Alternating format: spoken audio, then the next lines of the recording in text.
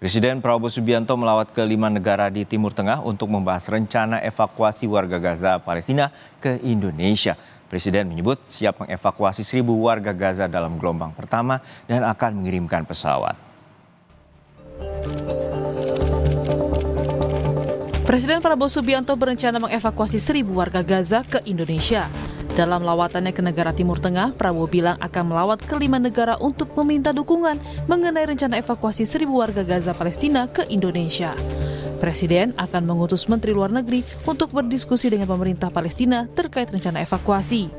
Menurut Prabowo, siapapun boleh dievakuasi, pemerintah Indonesia akan siapkan pesawat untuk mengangkut 1.000 warga Gaza untuk gelombang pertama.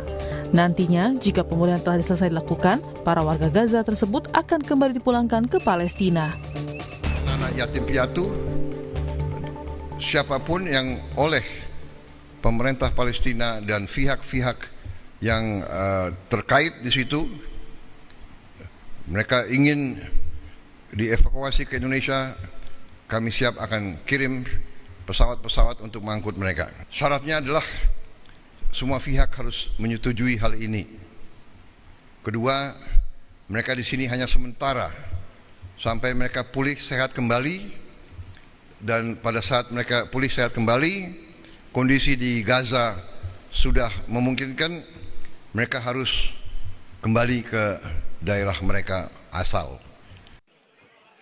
Sementara menurut Ketua Presidium Medical Emergency Rescue Committee atau MERSI Indonesia untuk Gaza, Hadiki Habib bilang mengapresiasi langkah Presiden Prabowo, namun soal evakuasi warga Gaza harus memperhatikan poin apa saja yang pemerintah akan lakukan. Sikap dari pemerintah Indonesia mengenai situasi yang ada di Gaza, terutama mengenai orang-orang atau warga yang mengalami kesulitan hidupnya ketika kejahatan kemanusiaan ini terjadi.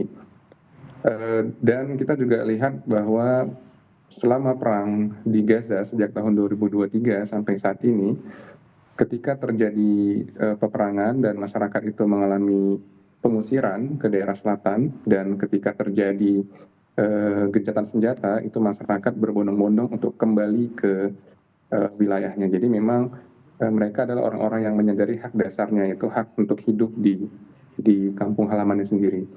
Nah, ini yang kita juga mesti nanti pahami, dan klausul-klausul yang ada yang tadi disampaikan oleh Bapak Presiden tentu kita harus dengarkan tidak lanjuti.